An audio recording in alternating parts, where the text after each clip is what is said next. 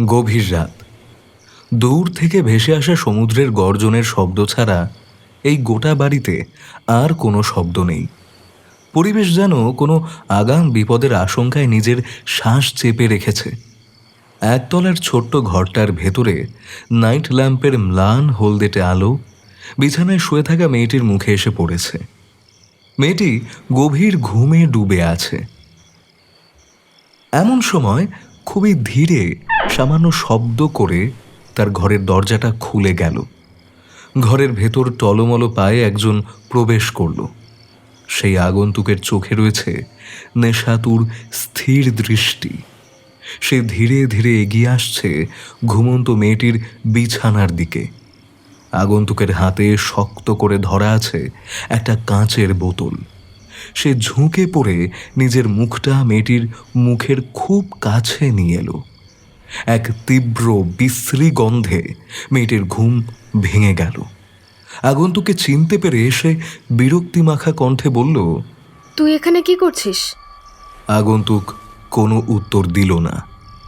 তার ঠোঁটের কোণে দেখা গেল তীক্ষ্ণ পৈশাচিক হাসির রেখা। সে নিজের হাতে স্থূল কাঁচের বোতলটা শক্ত করে ধরে নিমেষেই প্রচণ্ড জোরে মেয়েটির মাথায় আঘাত করল।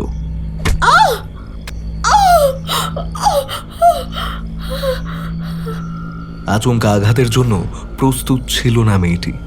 প্রথমবার ভারী কাঁচের বোতল মাথার উপর পড়তেই সে আর্তনাদ করে জ্ঞান হারালো। কিন্তু আগন্তুক ততক্ষণে হিংস্র হয়ে উঠেছে। সে বারবার বোতল দিয়ে মেয়েটির মাথায় আঘাত করতে লাগলো।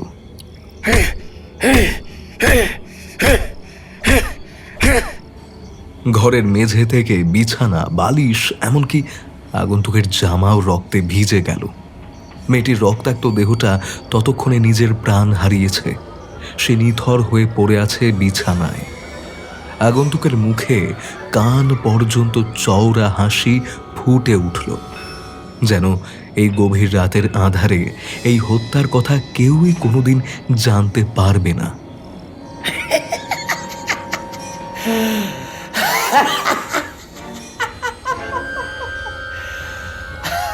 স্বস্তির নিঃশ্বাস ফেলে আগন্তুক সেই মৃত মেয়েটির পাশে বসে পাগলের মতো হাসতে আরম্ভ করল। নাইট ল্যাম্পের ম্লান আলোয় মৃতদেহটির গলায় ঝুলে থাকা সোনালি লকেটটি আচমকা চকচক করে উঠল। সেই আলোতেই স্পষ্ট হয়ে গেল লকেটের উপর খোদাই করা নামটি, বিশাখা।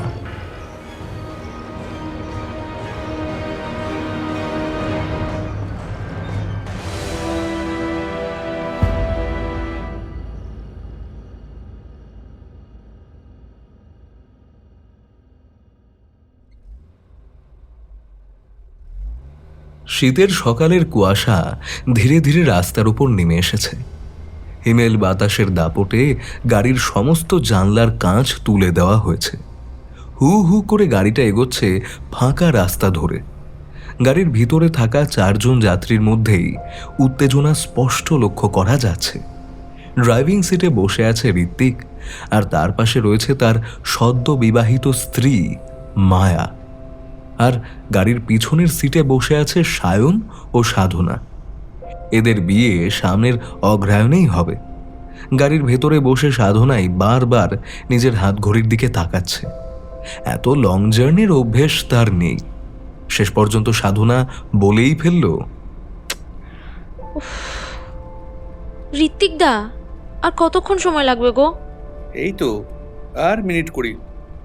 এই তুই এত বিরক্ত হচ্ছিস কেন বলতো? গাড়িটা তোর হলেও চালাচ্ছে তো ঋত্বিক, তুই তো আরামে বসে আছিস। ধুর, এই ঠান্ডার মধ্যে রাত 3টের সময় বাড়ি থেকে বেরিয়েছি, আর এখনো পৌঁছতে পারলাম না। এতক্ষণ গাড়িতে বসে থাকতে ভালো লাগে? সেটা খুব একটা ভুল বলনি সাধনা, আমারও আর ভালো লাগছে না। তবে একটা কথা কিন্তু স্বীকার করতেই হয় মায়াদি, ভ্যালেন্টাইন্স ডে সেলিব্রেশনের জন্য মন্দারমণি আসার আইডিয়াটি কিন্তু দারুণ। এর ক্রেডিট কিন্তু আমার। ঋত্বিক তো এখানে আসতেই চাইছিল না। আমি বললাম, কজন মানুষের মন্দারমণিতে নিজের বাড়ি থাকে বলো তো? চলো একবার ওখানেই সবাই মিলে ঘুরে আসি। সেটা ঠিকই বলেছ, মন্দারমণিতে নিজের বাড়ি ভাবাই যায় না। আমরা কলেজে পড়ার সময় একবার বন্ধুরা মিলে ঋত্বিকের এই বাড়িতে এসেছিলাম, কিন্তু তখন মন্দারমণি নিয়ে লোকে এত মাথা ঘামাতো না। এই হাইপ তো একেবারেই হালে। এই বাড়িটা যেন কবে তৈরি করা হয়েছিল ঋত্বিক? আমার ঠাকুরদা পার্থপ্রতিম তালুকদার 1980 সালে এই বাড়িটা তৈরি করেছিলেন। সমুদ্রের প্রতি তার ছিল অসম্ভব ভালোবাসা। শহরের ভিড় ছেড়ে তিনি এখানে রিটায়ারমেন্টের পরে এসে থাকতেন, আর এখানেই তার মৃত্যু হয়। এই এই ওইদিকে দেখো, সমুদ্র দেখা যাচ্ছে। কথাটা শুনে সাধনার মুখে একটু হাসি ফুটল। ঋত্বিক গাড়িটা থামিয়ে দিল। সবাই একে একে নেমে এলো গাড়ি থেকে।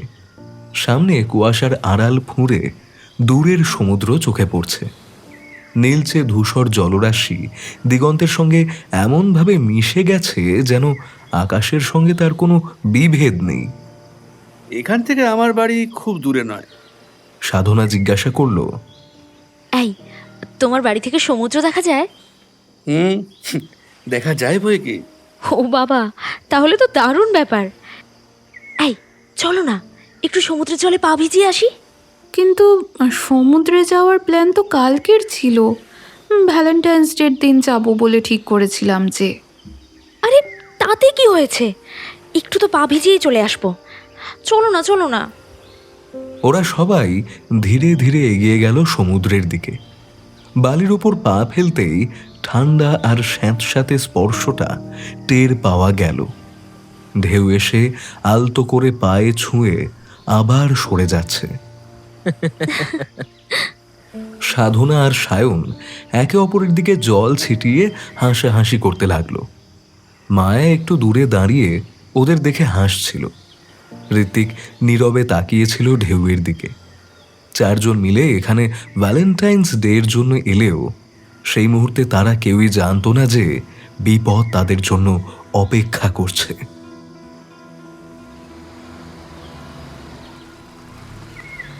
সমুদ্র সৈকতের ঠিক গা ঘেঁষে না হলেও ঋত্বিকের বাড়ির অবস্থান এমনই যে বাড়ির সামনের দিক থেকে দূরে নীলচে জলরেখা স্পষ্ট দেখা যায়। এই তিনতলা বাড়িটার ভালোভাবেই রক্ষণাবেক্ষণ করা হয়েছে। বাড়ির চারপাশে অনেক হোটেল আর রিসোর্ট থাকলেও এই বাড়িটা যেন আলাদা করে চোখে পড়ে। ওরা চারজন গাড়ি থেকে নেমে এলো। এ তো অসাধারণ বাড়ি ঋত্বিকদা। সত্যি, না এলে যে কি মিস করতাম। ঋত্বিক কিছু না বলে স্থির দৃষ্টিতে বাড়িটার দিকে তাকিয়ে আছে দেখে সায়ন চাপা স্বরে বলল, চিন্তা করিস না, অতীতে যা হয়েছে সেটা ধরে বসে থাকলে হবে না। এখানে যখন একবার চলেই এসেছিস তখন স্বাভাবিক থাক। ঋত্বিক বাড়ির বন্ধ দরজার দিকে এগিয়ে গিয়ে কড়া নাড়ল। দরজা খুলল একজন বয়স্ক ভদ্রলোক। ঋত্বিককে দেখেই তার মুখে ধীরে ধীরে হাসি ফুটে উঠল। দাদা বাবুরা এলেন বুঝি? মা ঠাকুরুন বলেছিলেন আজ আপনারা আসবেন। আমি সব ব্যবস্থা করে রেখেছি। আসুন আসুন। বাড়ির ভেতরে ঢুকতেই চোখে পড়ল প্রশস্ত বসার ঘর। ছাদের উচ্চতা দীর্ঘ, জানালাগুলো বড় বড়, ফলে দিনের আলো অনায়াসে ঘরের ভেতর ছড়িয়ে পড়েছে। ঋত্বিক এবারে বয়স্ক লোকটার দিকে তাকিয়ে বাকিদের বলল, এই হলো সুবীর কাকা। আমাদের এই বাড়ির দায়িত্ব একা হাতে অনেক বছর ধরে সামলাচ্ছে। সুবীর কাকা সবাইকে দেখে হাত জোর করে নমস্কার করল। ঋত্বিক জিজ্ঞাসা করল, এই সুবীর কাকা, আমাদের জন্য দোতলার দুটো ঘর পরিষ্কার করে রেখেছো তো? হ্যাঁ ছোট বাবু, সব করে রেখেছি। তোমার সঙ্গে এদের আলাপ করিয়ে দিই। এই হলো মায়া, আমার স্ত্রী, আর এই হলো সাধনা আর সায়ন, আমার বন্ধু। আচ্ছা, সায়নকে ভালো করে দেখে বলো তো, চিনতে পারছো কিনা? সুবীর কাকা ভ্রু কুঁচকে সায়নের দিকে তাকিয়ে বলল, এ, কই না তো, ঠিক চিনতে পারছি না তো। কি গো তুমি, ওকে মনে নেই? বছর 10 আগে যখন এসেছিলাম তখন তো সায়নও এসেছিল। ও তাই নাকি? মুখটা মনে নেই আসলে। তোমরা তো আর এত বছরে একবারও আসোনি। আর কয়েক বছর গেলে হয়তো তোমার মুখটাও ভুলে যেতাম। তা ছোট বাবু, ওই মেয়েটিও এসেছে বুঝি? এই সেই তখন যে তোমাদের সঙ্গে এসেছিল। কথাটা শুনে ঋত্বিক আর সায়নের মুখ মুহূর্তে ফ্যাকাশে হয়ে গেল। দুজনেই একে অপরের দিকে তাকালো। ওদের এই অপ্রস্তুত ভাবটা দেখে মায়া আর সাধনা সন্দেহ ভরা দৃষ্টি নিয়ে ওদের দিকে তাকিয়ে রইল। ঋত্বিক সুবীর কাকাকে প্রায় ধমক দিয়ে বলল, উফ, তখন যারা বন্ধু ছিল আজও তাদের সকলেই বন্ধু থাকবে? 10 বছর পর কি সবার সঙ্গে যোগাযোগ রাখা সম্ভব? তুমি এখন যাও, সবার জন্য চা বানাও তো, আমরা উপরে যাচ্ছি। সুবীর কাকা আর কিছু না বলে তাড়াতাড়ি রান্নাঘরের দিকে চলে গেল। মায়া ঋত্বিকের দিকে তাকিয়ে জিজ্ঞাসা করল, সুবীর কাকা কোন মেয়ের কথা বলছিল? তোমরা এখানে কোনো মেয়েকে নিয়ে এসেছিলে? না না, আমরা তখন অনেক বন্ধুরা মিলেই এসেছিলাম। ওই গ্রুপে কয়েকজন মেয়েও ছিল। সুবীর কাকা হয়তো তাদেরই কথা বলছে। হ্যাঁ, তাই হবে। যাকে, তোমরা চলো এখন, অনেকক্ষণ গাড়ি চালিয়েছি, আমারও একটু বিশ্রাম দরকার। ওরা সিঁড়ি দিয়ে দোতলায় উঠল। দোতলার করিডোরটা প্রশস্ত। পরপর দুটো ঘরের মধ্যে প্রথম ঘরটায় ঢুকলো সায়ন আর সাধনা।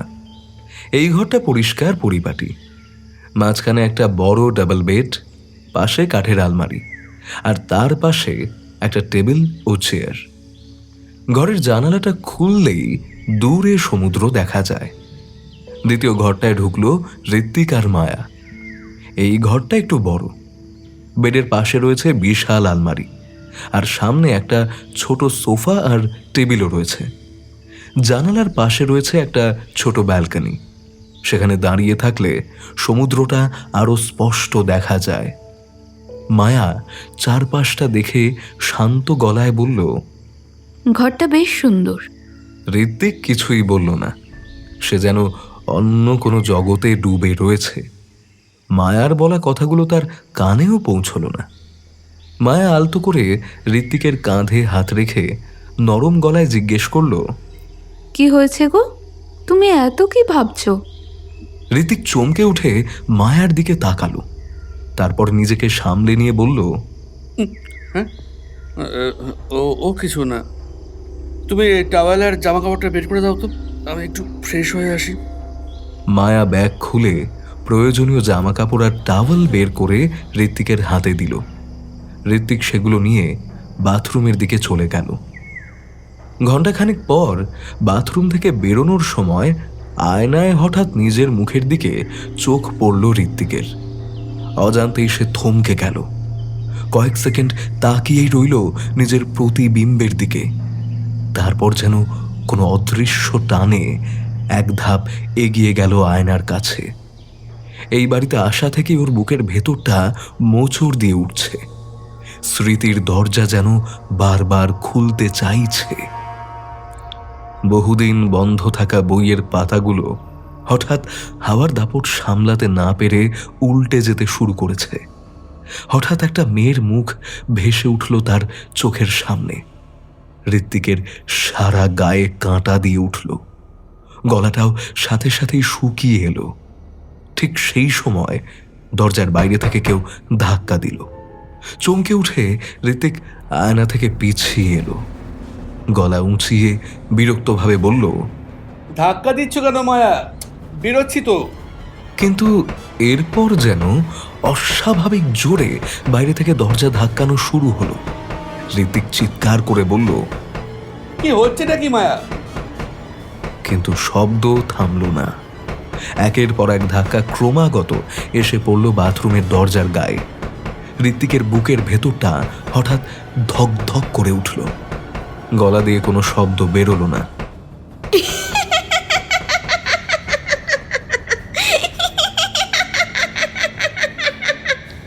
এমন সময় ওর কানের পাশে কেউ যেন খিলখিল করে হেসে উঠল। ঋত্বিক আর দেরি করল না। ভয়ের চোটে প্রায় দৌড়ে দরজাটা খুলে বাইরে বেরিয়ে এলো। কিন্তু ঘর যে ফাঁকা, কোথাও কেউ নেই। তাহলে এতক্ষণ দরজা ধাক্কাচ্ছিল কে? ঠিক তখনই ঘরের দরজা খুলে ভিতরে ঢুকলো মায়া। ঋত্বিককে দেখে স্বাভাবিক কণ্ঠে বলল, তোমার সময় লাগছিল দেখে সায়নদের ঘরের বাথরুমে গিয়েছিলাম। বলছি, সুবীর কাকা চা দিয়েছে, ওই ঘরে এসো, একসঙ্গে বসে খাই। আচ্ছা মায়া, তুমি কি বাথরুমের দরজায় ধাক্কাচ্ছিলে? কই না তো। আরে এসো তো তাড়াতাড়ি, আমি ওই ঘরেই আছি। এই কথা বলে মায়া ঘর থেকে বেরিয়ে গেল। ঋত্বিক একবার পিছনে ফিরে বাথরুমের দিকে তাকালো। বুকের ভেতর একটা চাপা অস্বস্তি চেপে বসেছে ওর। কিন্তু আর কিছু না ভেবে সেও সায়নদের ঘরের দিকে পা বাড়ালো। ঋত্বিকের বেরিয়ে যাওয়ার ঠিক পরেই ওর ঘরের বাথরুমের আধ খোলা দরজাটা কি যেন সশব্দে বন্ধ করে দিল।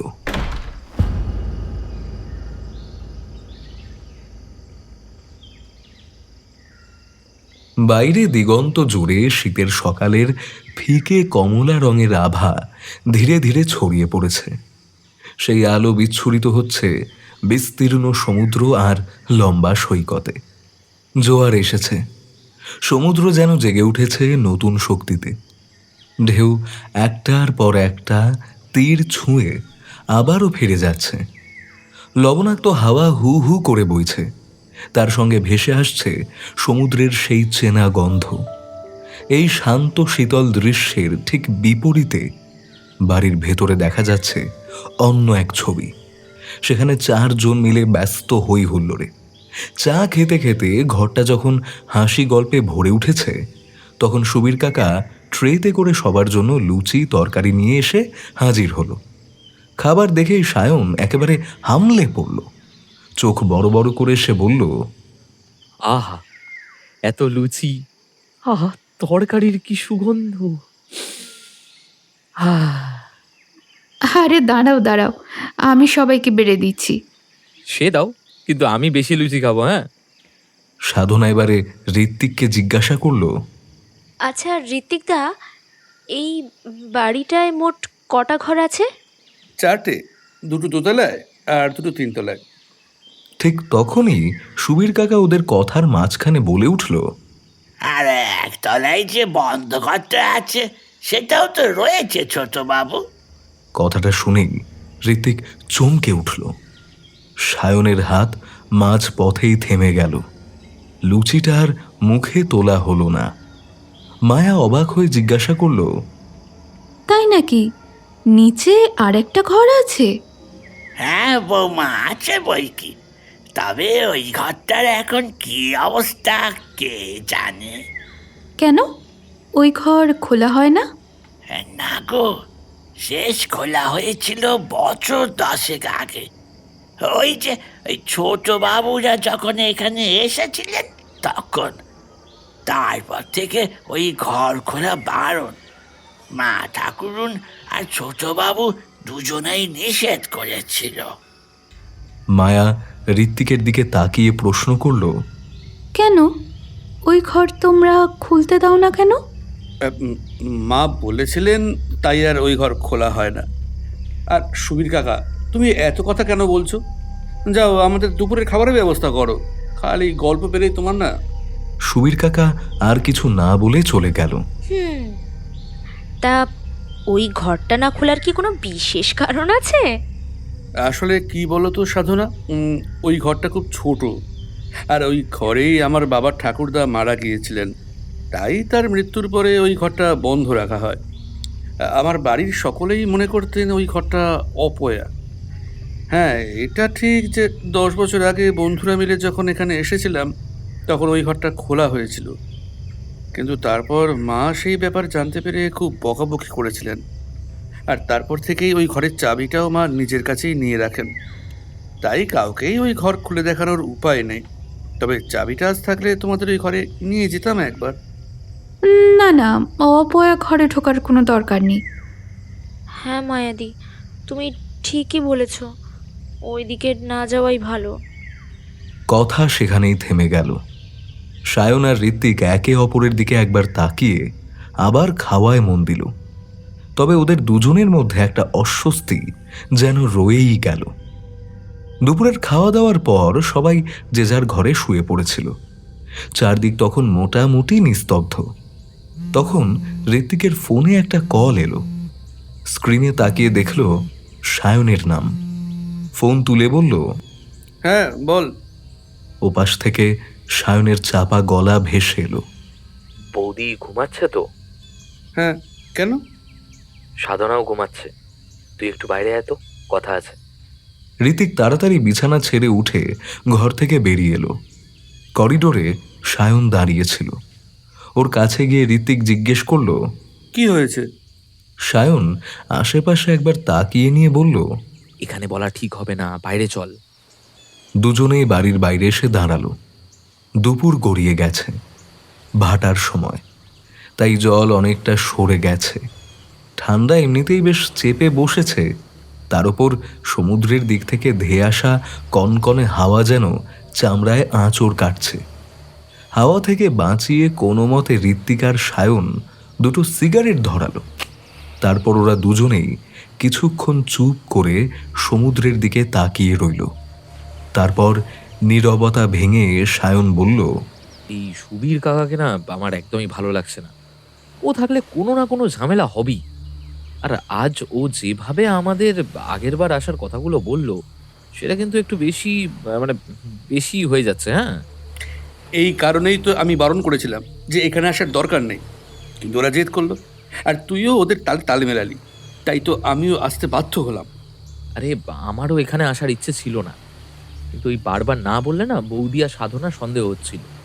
তাছাড়া যা হওয়ার তো হয়েই গেছে, এখন তো আর ভয় পাওয়ার কিছু নেই। অতীতকে সবসময় ভয় পেতে হয়। অতীত যদি একবার এসে বর্তমানে হানা দেয়, তাহলে ভবিষ্যৎটা অন্ধকার হয়ে যেতে সময় লাগে না। শোন, আমি বলি কি, তুই সুবীর কাকাকে ছুটি দিয়ে দে। না না, এটা করা যাবে না। কেন যাবে না? আগের বারও তো করেছিলি, তাই মনে নেই? আর মায়া, সাধনা এরা জিজ্ঞাসা করলে কি বলবো? বলবো আমরা ওদের সঙ্গে একা সময় কাটাতে চাই। কিন্তু ওরা তো রান্না বান্না করতে চাইবে না। আরে তুই আর আমি দুজনে মিলে রান্না বান্নার দায়িত্ব নিয়ে নেব না হয়।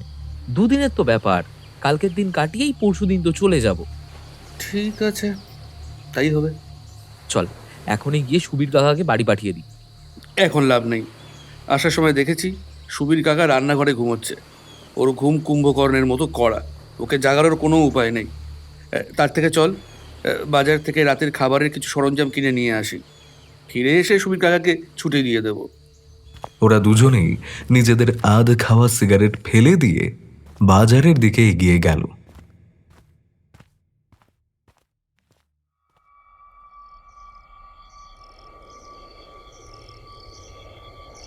বিকেল গড়িয়ে সন্ধে নেমেছে। নিজের ঘরে মায়া অঘোরে ঘুমোচ্ছে। হঠাৎ ওর ঘরের জানলাটা নিজে থেকেই খুলে গেল। পর মুহূর্তে সমুদ্রের ঠান্ডা হাওয়া তীব্র বেগে ঘরের ভেতর ঢুকে পড়ল। টেবিলের ওপরে রাখা স্টিলের গ্লাসটা হাওয়ার চোটে ঠং করে মাটিতে পড়তেই মায়া চমকে উঠে বসল। বাইরে অন্ধকার নেমেছে, তাই ঘরে এক ফোঁটাও আলো নেই। হাওয়ার দাপটে মায়ার চুলগুলো এলোমেলো হয়ে মুখের সামনে এসে পড়ল। সেই অন্ধকারে হঠাৎ করেই সে স্পষ্ট টের পেল তার পাশে শুয়ে থাকা মানুষটিও তার সঙ্গে উঠে বসল। ঘুম ঘুম গলায় মায়া বলল, ঘরের ছোট আলোটা জ্বালিয়ে ঘুমানো উচিত ছিল বলো। দেখো, সন্ধে না হতে হতেই পুরো ঘর অন্ধকার হয়ে গেল। উফ, চুলগুলো মুখের সামনে চলে আসছে। গার্ডারটা কোথায় রেখেছি একটু দেখবে? ঠিক তখনই মায়ের হাতে একটা ঠান্ডা স্পর্শ অনুভূত হলো। একটা গার্ডার তার দিকে বাড়িয়ে দেওয়া হয়েছে। মায়া গার্ডারটা নিয়ে চুল বাঁধতে বাঁধতে বলল, এই একটু ওঠো না গো, জানালাটা বন্ধ করে এসো না। তার পাশ থেকে কেউ উঠে জানলার দিকে এগিয়ে গেল। ঠিক সেই সময় মায়ার ফোন বেজে উঠল। ও চুল ঠিক করতে করতে ফোনটা কানে তুলে নিল। হ্যালো? ওপাশ থেকে ঋত্বিকের কণ্ঠ ভেসে এলো, হ্যালো মায়া, তুমি একটু সুবীর কাকাকে ছুটি দিয়ে দাও। সায়ন সাধনাকে ফোন করে বলেছিল, কিন্তু ও কাজটা করেছে কিনা আমি জানি না। তুমি একবার নিচে গিয়ে বলো। কাকা যেন নিজের বাড়ি থেকে ঘুরে পরশুদিন সকালে ফিরে আসে। তুমি চিন্তা করো না, আমি আর সায়ন রান্নাবান্নার দিকটা সামলে নেব। আসলে আমরা তোমাদের সঙ্গে একটু একা একা সময় কাটাতে চাই। বয়স্ক মানুষ বাড়িতে থাকলে এনজয় করতে অসুবিধা হবে। আমি নিজেই বলে দিতাম, কিন্তু বাজারে এসে বেশ দেরি হয়ে গেল। তুমি একটু এই কাজটা করে দিও। আমি আর সায়ন মিনিট 10-এর মধ্যেই বাড়ি ফিরছি, কেমন? ফোনটা কেটে গেল। মায়া পাথরের মতো বসে রইল। নড়াচড়া করার শক্তিটুকুও যেন ওর শরীরে নেই।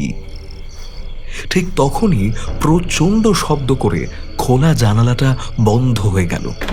মায়া আর্তনাদ করে দৌড়ে ঘর ছেড়ে বাইরে বেরোতেই ধাক্কা লাগলো সাধনার সঙ্গে। সাধনার হাতে ছিল জ্বলন্ত টর্চ। সেই আলোয় সামনে মায়াকে দেখে অবাক হয়ে বলল, কি হয়েছে মায়াদি? আমার আমার ঘরে আমার ঘরে কেউ আছে। ধুর, এই বাড়িতে এখন তুমি আর আমি ছাড়া আর কেউ নেই।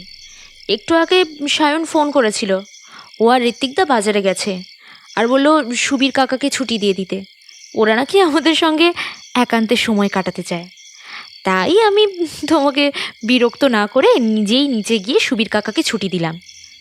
বুড়োটা দেখলাম বেশ খুশি হলো, তাড়াতাড়ি জিনিসপত্র গুছিয়ে নিয়ে চলে গেল। মায়া ততক্ষণে সামান্য ধাতস্থ হয়েছে। মনে মনে নিজেকে বোঝানোর চেষ্টা করছে নিশ্চয়ই কোনো স্বপ্ন দেখেছে, না হলে এমনটা কি করে সম্ভব। নিজেকে সামলে নিয়ে ধীরে ধীরে বলল, করিডোরটা এত অন্ধকার কেন? লোডশেডিং তো, যতক্ষণ না কারেন্ট আসবে লাইট জ্বালানো যাবে না। তাও ভাগ্যিস শীতকালে এসেছিলাম, না হলে গরমে মরতাম। তবে তুমি চিন্তা করো না, আমি সায়নকে ফেরবার সময় মোমবাতি আনতে বলেছি কয়েকটা। আচ্ছা চলো তো, এখন তোমার ঘরে গিয়ে একটু বসি। দুজনে অন্ধকার করিডোর থেকে মায়ার ঘরের দিকে এগিয়ে গেল।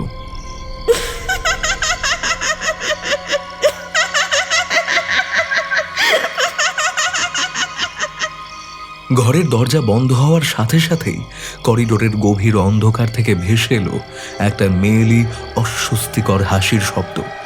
সেই হাসির চাপা শব্দ ওরা কেউই টের পেল না। করিডোরের অন্ধকারে সেই হাসিটা নিঃশব্দে মিলিয়ে গেল।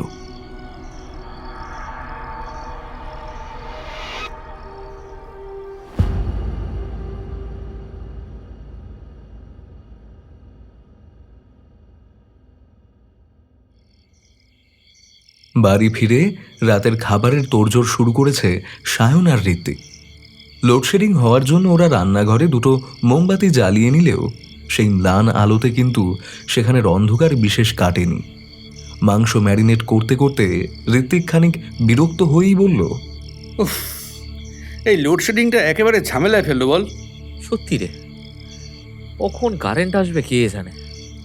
যাক, মাংসটা আগে ম্যারিনেট করে রাখ, আমি পেঁয়াজগুলো কেটে দিচ্ছি। এমন সময় দোতলা থেকে মায়া বলল, ঋত্বিক, ঋত্বিক শুনছো? ওপরে কয়েকটা মোমবাতি দিয়ে যাও না। ঋত্বিক সায়নের দিকে তাকিয়ে বলল, এই তুই পেঁয়াজগুলো কাট, আমি আসছি। ঋত্বিক কয়েকটা মোমবাতি নিয়ে রান্নাঘর থেকে চলে গেল। সায়ন এক কোণে বসে বটি দিয়ে পেঁয়াজ কাটতে শুরু করলো। সামনে অনেকগুলো পেঁয়াজ দেখে এমনিতে ওর চোখে জল এসে যাচ্ছে।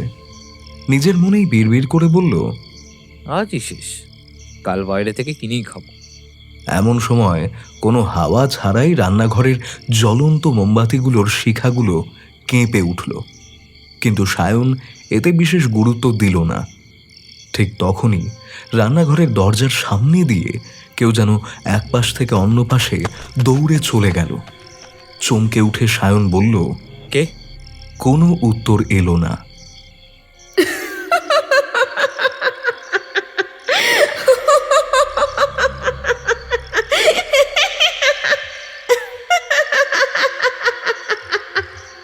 তার বদলে ভেসে এলো এক ধরনের তীক্ষ্ণ অস্বস্তিকর হাসি। সায়ন ভয় না পেয়ে হেসে বলল, সাধনা, তুই এসেছিস নাকি? না, তাহলে মায়া বৌদি? আচ্ছা, তোমরা আমাকে ভয় দেখাচ্ছ?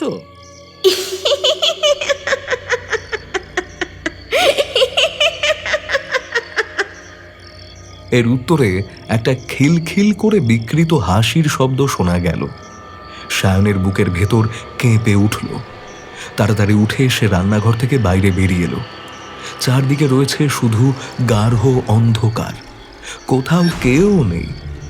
তাহলে কি ও ভুল শুনল? পেছনে ফিরে রান্নাঘরে ঢুকতেই সায়ন দেখল একটি মেয়ে মাথা নিচু করে বসে পেঁয়াজ কাটছে আর গুনগুন করে গান করছে। মেয়েটির মুখ চুল দিয়ে ঢাকা, তাই স্পষ্ট তাকে দেখা যাচ্ছে না। সায়নের সর্বাঙ্গ কেঁপে উঠল। এমন সময় ধীরে ধীরে মেয়েটি উঠে দাঁড়ালো। সায়ন চিৎকার করতে চেয়েও পারছিল না, তার কণ্ঠে যেন শব্দগুলো আটকে গেছে।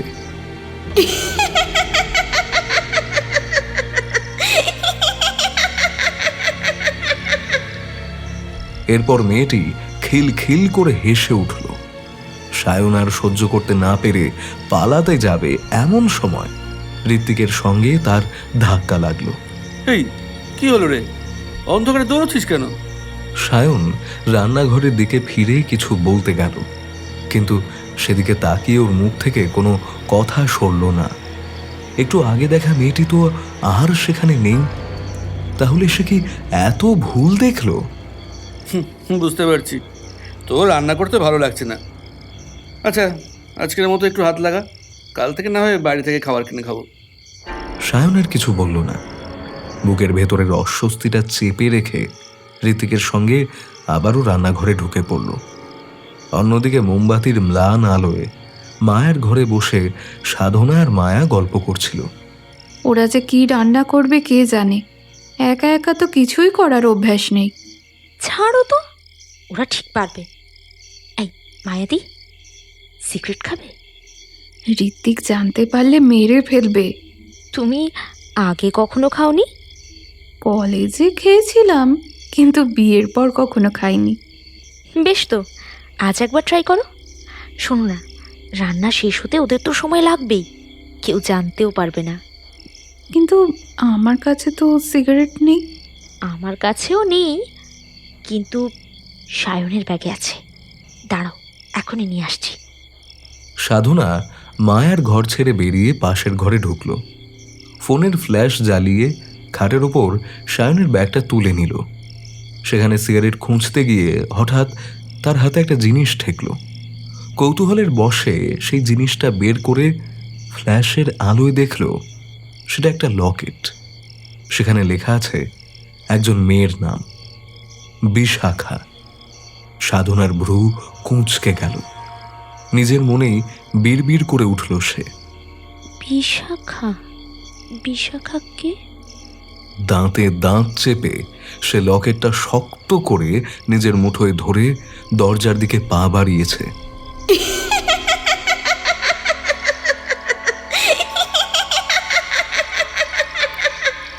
ঠিক তখনই ঘরের অন্ধকার কোণ থেকে ভেসে এলো মেয়েলি হাসির শব্দ। শব্দটা খুবই ক্ষীণ, কিন্তু কানে লাগার সঙ্গে সঙ্গেই শরীরটা ঠান্ডায় জমে গেল। শব্দটা তার পেছন দিক থেকে আসছে। সাধনা থমকে দাঁড়ালো, বুকটা ঢিপ ঢিপ করে উঠল। ফোনটা শক্ত করে ধরে ধীরে ধীরে সে পেছনে ফিরল। কাঁপতে থাকা হাতে ফ্ল্যাশের আলো ফেলতেই দৃশ্যটা স্পষ্ট হয়ে উঠল। ঘরের একেবারে অন্ধকার কোণে একজন মেয়ে উবু হয়ে বসে আছে। এই দৃশ্যের আঘাত যেন সাধনাকে ভিতর থেকে নাড়িয়ে দিল। ভয়ে তার গলা শুকিয়ে এলো। কোণে বসে থাকা মেয়েটি মাথা নিচু করে বসে খিলখিল করে হাসছে। দৌড়ে পালানোর সাহস তার হলো না, তাই সে ফ্ল্যাশের আলো মেয়েটির দিকে রেখেই এক পা করে দরজার দিকে এগোতে লাগলো। দরজার একেবারে কাছাকাছি পৌঁছতেই ঘরের কোণে বসে থাকা মেয়েটি ফ্যাস ফ্যাসে গলায় বলল, আমার লকেটটা দিয়ে যাও। সাধনা তৎক্ষণাৎ থেমে গেল। মেয়েটি ধীরে ধীরে মাথা তুলল। অস্বাভাবিক রকমের ফ্যাকাশে রক্তহীন মুখ তার, চোখ দুটো সম্পূর্ণ কালো, মাথা থেকে টপ টপ করে রক্ত ঝরে পড়ছে। মেয়েটি নিজের ডান হাতটা সাধনার দিকে বাড়িয়ে দিয়ে বলল, দাও, আমার লকেটটা দাও। সাধনার গলা দিয়ে কোনো শব্দ বেরোলো না। ধীরে ধীরে সেই মেয়েটি উঠে দাঁড়ালো, আর তারপর চোখের পলকে সবটা ঘটে গেল। নিমেষের মধ্যে সেই মেয়েটি ছুটে এলো সাধনার দিকে। কিছু বোঝার আগেই লকেটটা তার হাত থেকে ছিনিয়ে নিয়ে বীভৎস কণ্ঠে হুঙ্কার দিয়ে বলল, তোমরা চলে যাও। সাধনা আর সহ্য করতে পারল না। ভয়ঙ্কর চিৎকার করে সে ঘর ছেড়ে করিডোরে বেরিয়ে এলো। তার চিৎকার শুনে মায়াও নিজের ঘর থেকে ছুটে বেরোলো। একই সময় রান্নাঘর থেকে দোতলায় উঠে এলো সায়ন আর ঋত্বিক। সাধনা তখন প্রায় সংজ্ঞাহীন। ওরা ধরে না ফেললে সে হয়তো সিঁড়ি থেকে পড়েই যেত। সায়ন শঙ্কিত হয়ে বলল, সাধনা, কি হয়েছে তোর? কিন্তু আর কিছু বলার আগেই সাধনার শরীর ছেড়ে দিল। সে জ্ঞান হারিয়ে মেঝেতে লুটিয়ে পড়ল। এখনই ওকে ঘরে নিয়ে চল। এরপর সাধনাকে ধরাধরি করে ঘরের ভিতরে নিয়ে যাওয়া হলো। কিন্তু এরপরও সাধনার জ্ঞান ঠিকমতো ফিরছিল না। জ্ঞান ফিরলেই বারবার সে অচৈতন্য হয়ে পড়ছিল। কিন্তু প্রতিবার জ্ঞান হারানোর আগে কাঁপা গলায় সে একটাই নাম উচ্চারণ করছিল, বিশাখা, বিশাখা। নামটা শোনা মাত্র সায়ন আর ঋত্বিকের শরীর যেন কাঠ হয়ে গেল। দুজনের চোখে একই সঙ্গে ভয় ও আশঙ্কার ছায়া নেমে এলো। কিন্তু মায়া কিছুই না বুঝে বারবার সাধনার দিকে ঝুঁকে পড়ে জিজ্ঞেস করে চলল, বিশাখা? কে বিশাখা? প্লিজ বলো সাধনা, কে সে? বিশাখা, বিশাখা আমাদের মেরে দেবে, মেরে দেবে আমাদের, মেরে দেবে। এই কথাটুকু বলেই আবার সে জ্ঞান হারালো। এইভাবেই প্রায় 1 ঘন্টা কেটে গেল। কারেন্ট এখনো আসেনি। মোমবাতির আলোয় বাকি 3 জনেই উৎকণ্ঠিত হয়ে সাধনার পাশে বসে আছে। হঠাৎ মায়া ধীরে ধীরে বলল, আজ একটা অদ্ভুত ঘটনা ঘটেছিল জানো। তোমরা তখন বাড়ি ছিলে না, আমি ঘুমোচ্ছিলাম। হঠাৎ জোর হাওয়ায় আমার ঘুম ভেঙে যায়। দেখি ঘরের জানালাটা খুলে গেছে। সন্ধে হয়ে গিয়েছিল, তাই ঘরও অন্ধকার ছিল। তখনও আমি জানতাম না যে ঋত্বিক আমার পাশে নেই। কিন্তু কিন্তু আমি স্পষ্ট অনুভব করেছিলাম কেউ আমার পাশে উঠে বসলো। আমি ওর কাছে আমার চুলের গার্ডার চেয়েছিলাম, সে সেটা আমায় দিয়েও ছিল। এমনকি এমনকি জানালাটাও সে বন্ধ করে দিয়েছিল। আমি স্বাভাবিকভাবেই ভেবেছিলাম যে সে ঋত্বিক, কিন্তু তারপরেই ঋত্বিকের ফোন আসতে বুঝলাম যে তোমরা কেউ বাড়িতে নেই। আমি প্রথমে খুব ভয় পেয়েছিলাম, কিন্তু পরে ভাবলাম হয়তো কোনো দুঃস্বপ্ন দেখছি। কিন্তু কিন্তু এখনো মনে হচ্ছে বিষয়টা। উফ মায়া, বিষয়টা তোমার পাগলামি। এই সময় এসব উদ্ভট কথাগুলো কি না বললেই নয়? আর ভাবলেও সেটা আমাদের বলো না। আমি রান্নাঘরে গিয়ে খাবারগুলো গুছিয়ে রাখি, বুঝলে। এই অবস্থায় তো কেউ খেতে পারবে না। খাবার এভাবে খোলা রেখে দেওয়াও ঠিক হবে না। এই কথা বলে সে ঘর ছেড়ে চলে গেল। মায়া বেরিয়ে যেতেই সায়ন ঋত্বিকের কাছে এসে চাপা স্বরে বলল, আমার কিন্তু মনে হয় না বৌদি স্বপ্ন দেখেছে। এই বাড়িতে সত্যিই কিছু আছে। কি মানে? একটু আগে সাধনা যে নামটা নিচ্ছিল ওটা শুনেছিস তো? বিশাখা। ও বিশাখার নাম জানলো কিভাবে? তোর কি এখনো প্রমাণ দরকার যে এখানে কিছু অস্বাভাবিক ঘটছে? এই শোন, আমি ওই নাম শুনতে চাই না। ভ্যালেন্টাইন্স ডে মাথায় থাক।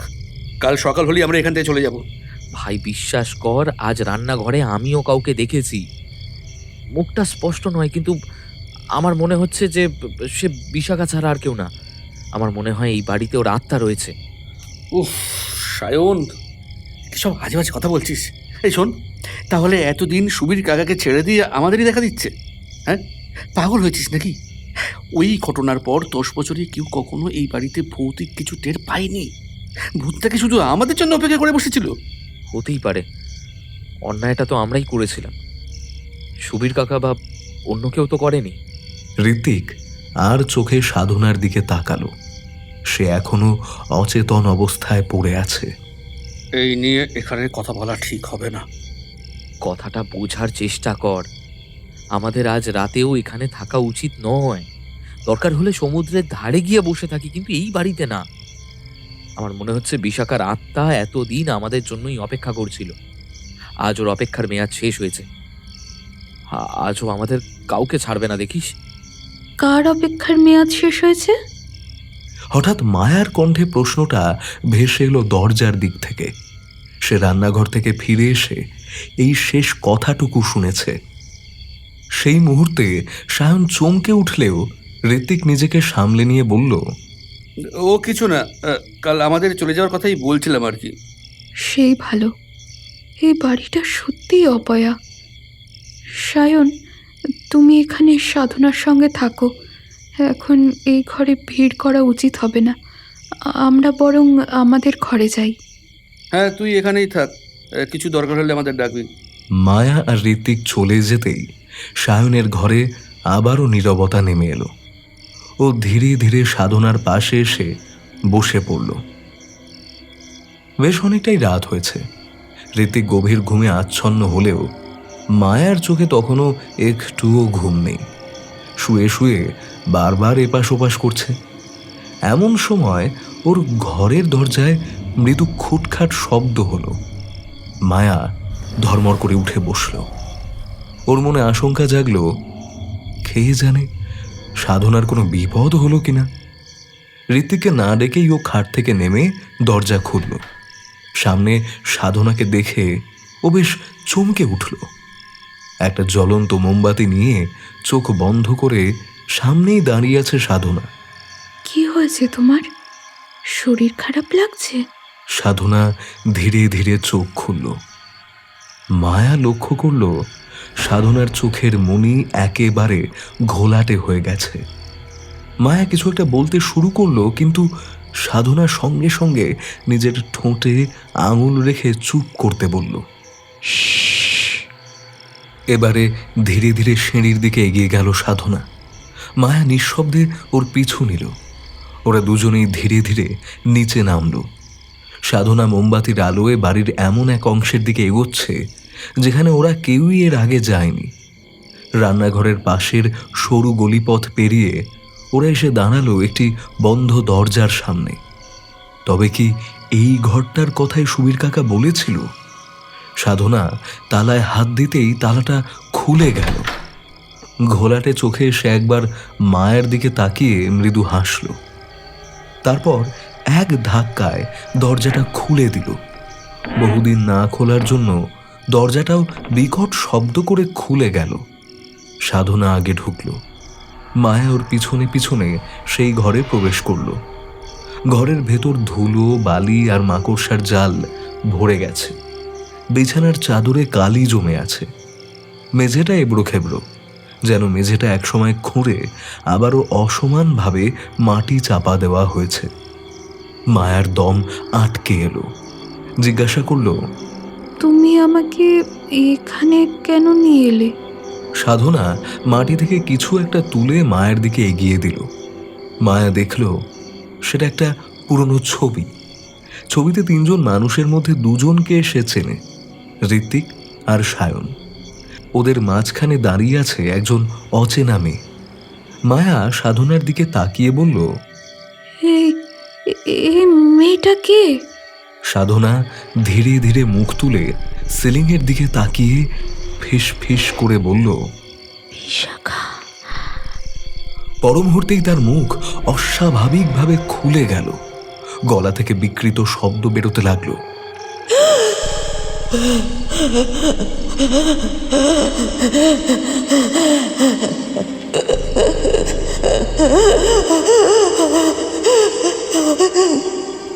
মায়া ভয়ে দেওয়ালের গায়ে সিঁটিয়ে দাঁড়িয়ে কাঁপতে লাগলো। কিন্তু হঠাৎই সাধনার মুখ থেকে কালো ধোঁয়ার মতো কিছু বেরিয়ে ঘরের বাতাসে মিলিয়ে যেতেই সে যেন চট করে নিজের হুঁশ ফিরে পেল। মায়াকে নিজের সামনে দেখে বিভ্রান্ত হয়ে জিজ্ঞাসা করলো, এটা এটা কোন জায়গা? আমি আমি এখানে এলাম কি করে? মায়া সাধনাকে নিয়ে সেই ঘর থেকে বেরিয়ে বসার ঘরে এসে পুরো ঘটনাটা খুলে বলল। এই সময় ওপরতলায় সায়নের ঘুম ভেঙে যাওয়ায় সাধনাকে পাশে না পেয়ে সে ঋত্বিককে ডাকে। ঋত্বিক উঠে দেখে মায়া ঘরে নেই, তাই ওরা দুজনে তাড়াতাড়ি নিচে নেমে আসে। বসার ঘরে মায়া আর সাধনাকে একসঙ্গে বসে থাকতে দেখে ঋত্বিক বিরক্ত হয়ে বলে, আমাদের না জানিয়ে তোমরা এখানে চলে এসেছো? সাধনা, তোর শরীর ঠিক আছে তো? মায়া আর একটুও সময় নষ্ট না করে সরাসরি প্রশ্ন করল। কে বিশাখা? ঋত্বিক আর সায়ন দুজনেই চমকে উঠল। বিশাখা? এই নামে তো কাউকে আমরা চিনি না। আমিও না। মিথ্যে, সব মিথ্যে। তোমরা কি লুকোচ্ছ সেটা আমাদের বলবে, না হলে কিন্তু আমরা পুলিশে যাব। সাধনা উঠে দাঁড়িয়ে চিৎকার করে বলল। মায়া তখন সেই ছবিটা এগিয়ে দিয়ে বলল, পুলিশ? এখানে পুলিশ আসবে কেন? আমরা এমন কি করেছি? কিছু তো করেছো। আমি যখন অজ্ঞান হয়ে পড়েছিলাম তোমরা তোমরা তখন নিজেদের পাপের কথা বলছিলে। তোমরা ভেবেছিলে আমি জ্ঞান হারিয়ে পড়েছিলাম, কিন্তু না, আমি তখন সব শুনেছি। 10 বছর আগে তোমরা দুজনে মিলে একটা অন্যায় করেছো। কি সেই অন্যায় বলো? না না, আমরা কিছু করিনি। বিশাখা নামের কাউকে আমরা চিনি না, বিশ্বাস করো। তাহলে এই মেয়েটাকে জানতে পারি?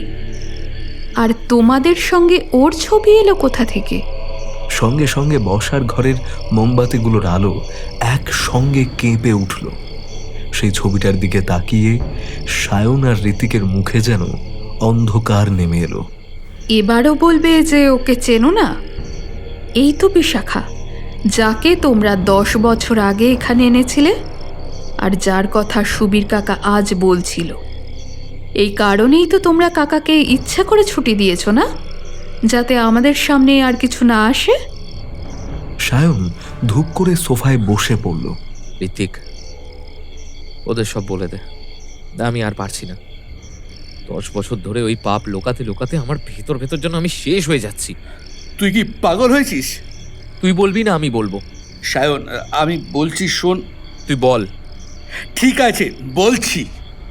ঋত্বিকের চিৎকার করে বলা কথাগুলো ফাঁকা বাড়িতে গম গম করে উঠল।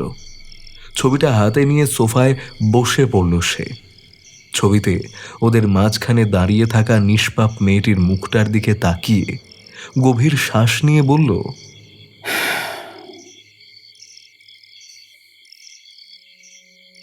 আজ থেকে ঠিক 10 বছর আগে আমরা 3 জন এখানে এসেছিলাম। আমি, সায়ন আর বিশাখা। বিশাখা ছিল আমাদের কলেজের বন্ধু। আমাদের 3 জনের মধ্যেই খুব ভালো বন্ধুত্ব ছিল। বিশাখাকে যখন আমরা এখানে ঘুরতে আসার কথা বলি, বিশাখা তখন এক মুহূর্ত ভাবেনি, সঙ্গে সঙ্গে রাজি হয়ে গিয়েছিল। শুধু একটা সমস্যা ছিল, ওর বাড়ির লোক ওকে আমাদের সঙ্গে বাইরে এসে রাত কাটাতে দিত না। তাই ও বাড়িতে মিথ্যে বলেছিল। কোনো এক মেয়ে বন্ধুর নাম নিয়ে ও আমাদের সঙ্গে এখানে এসেছিল। ওর উদ্দেশ্য ছিল এখানে এসে আমাদের সঙ্গে আনন্দ করা, কিন্তু আমার উদ্দেশ্য ছিল অন্য। আমি বিশাখাকে ভালোবাসতাম অনেক দিন ধরেই। ভেবেছিলাম এখানে এনে ওকে নিজের মনের কথা বলবো। সায়ন সব জানত, ও আমাকে সাহায্য করেছিল।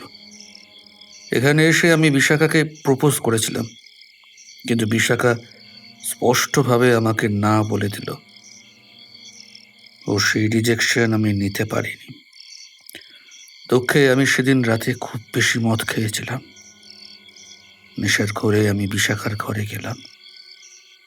একতলার কোণার যে ঘরটার কথা সুবীর কাকা তোমাদের বলেছিল, ও সেই ঘরে শুয়েছিল। আমার হাতে ছিল ভারী কাঁচের মদের বোতল। কিভাবে যে আমার মন থেকে সেদিন সমস্ত মানবিকতা মুছে গিয়েছিল আজও জানি না। আমি বোতলটা দিয়ে বিশাখার মাথায় আঘাত করতে শুরু করলাম, একের পর এক আঘাত, যতক্ষণ না ও নিস্তেজ হয়ে গেল।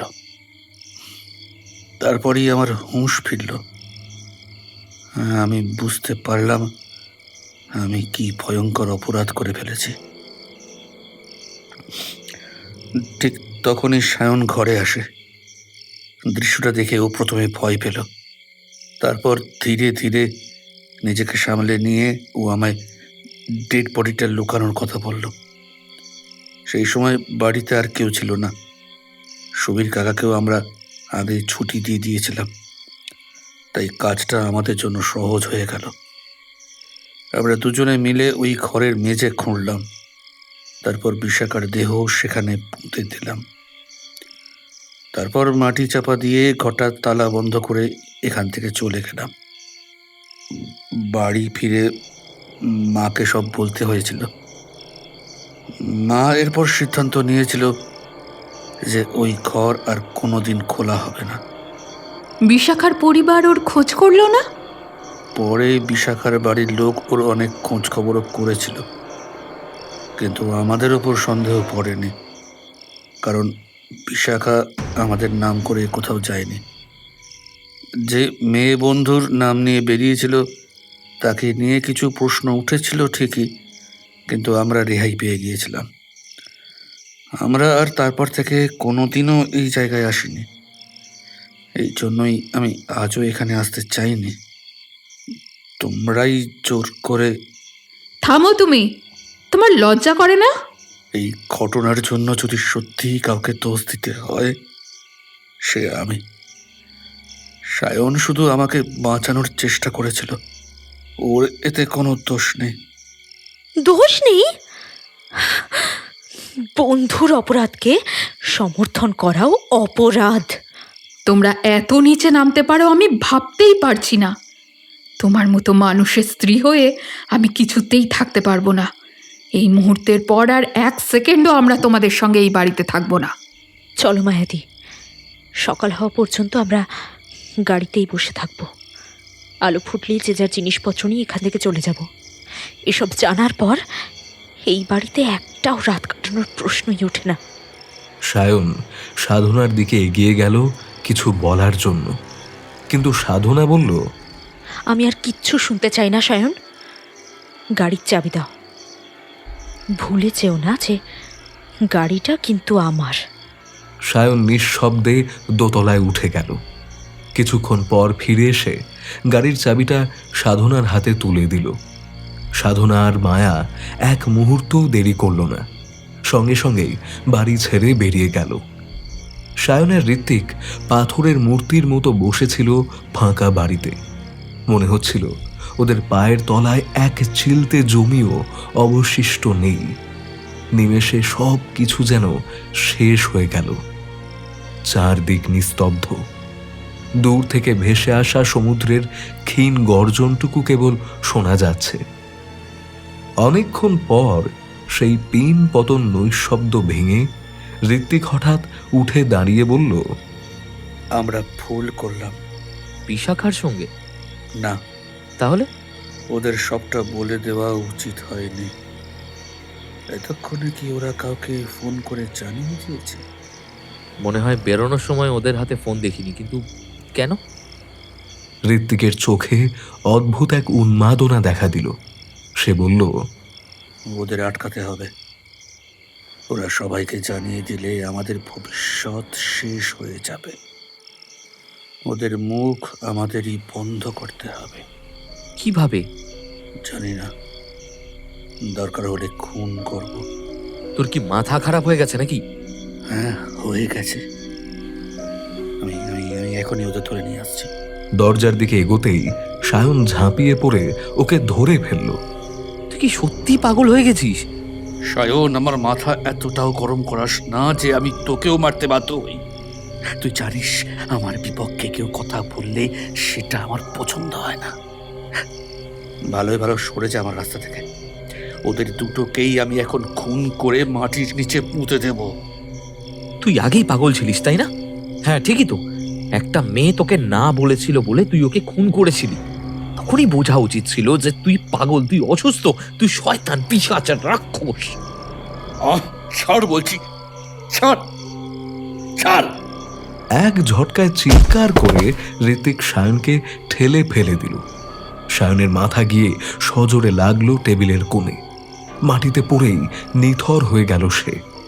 কয়েক সেকেন্ডের মধ্যে সব কিছু স্তব্ধ। ঋত্বিক ছুটে এসে বন্ধুর মাথা কোলে তুলে নিল। সায়নের মাথা থেকে গল গল করে রক্ত বেরোচ্ছে। ঋত্বিক বুঝল আর কিছু করার নেই, সায়ন মারা গেছে। না, আমি কি করে ফেললাম? সায়ন, সায়ন, সায়ন রে! বুক ফাটা আর্তনাদ করে সে কেঁদে উঠল।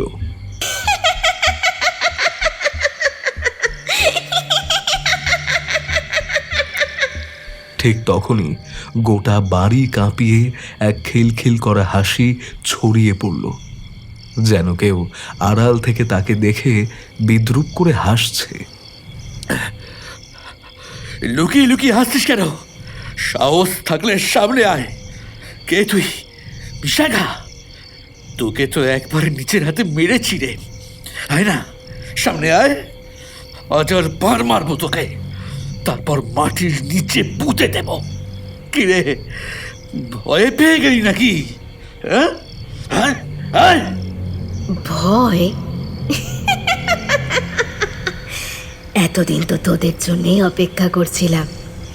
আজ আমার সেই অপেক্ষার মেয়াদ শেষ হলো। সিঁড়ির দিক থেকে ভেসে এলো এই হিম শীতল কণ্ঠ। সেদিকে তাকিয়ে ঋত্বিক দেখল সেখানে একজন নারী মূর্তি দাঁড়িয়ে আছে। মুহূর্তে তার সমস্ত সাহস উধাও হয়ে গেল। সেই অবয়বটি তার অচেনা কারো নয়, এই সেই বিশাখা, যাকে 10 বছর আগে এই বাড়িতেই হত্যা করেছিল সে নিজেই।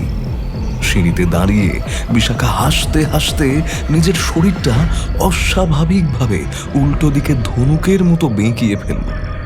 তারপর সেই ভয়ঙ্কর ভঙ্গিতেই সিঁড়ি বেয়ে নামতে লাগলো। এরকম দৃশ্য ভাষায় প্রকাশ করা যায় না। ঋত্বিকের হাত পা কাঁপতে শুরু করলো, শরীর অবশ হয়ে এলো। বিশাখা ধীরে ধীরে নেমে এসে ঋত্বিকের মুখের একেবারে সামনে এসে ফিস ফিস করে বলল, কিরে, তুই তো চেয়েছিলি আমার সঙ্গে থাকতে, তাহলে এখন ভয় পাচ্ছিস কেন? আজ রাতের পর থেকে তুই সবসময় এই বাড়িতে আমার সঙ্গে বন্দী হয়ে থাকবি, কেমন?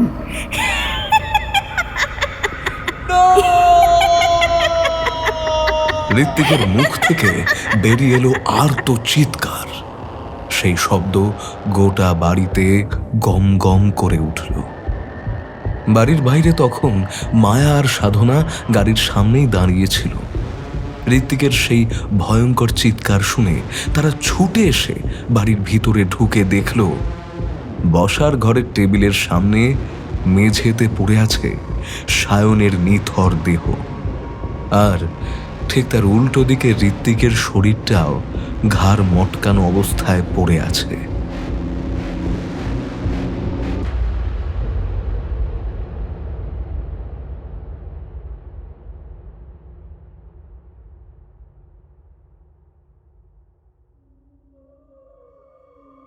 রোমাঞ্চ বাংলায় এতক্ষণ শুনলে সুলেখিকা অঙ্কিতা ঘোষের কলমে গ্রাম বাংলার ভূতের কাহিনী মন্দার মণির সেই রাত।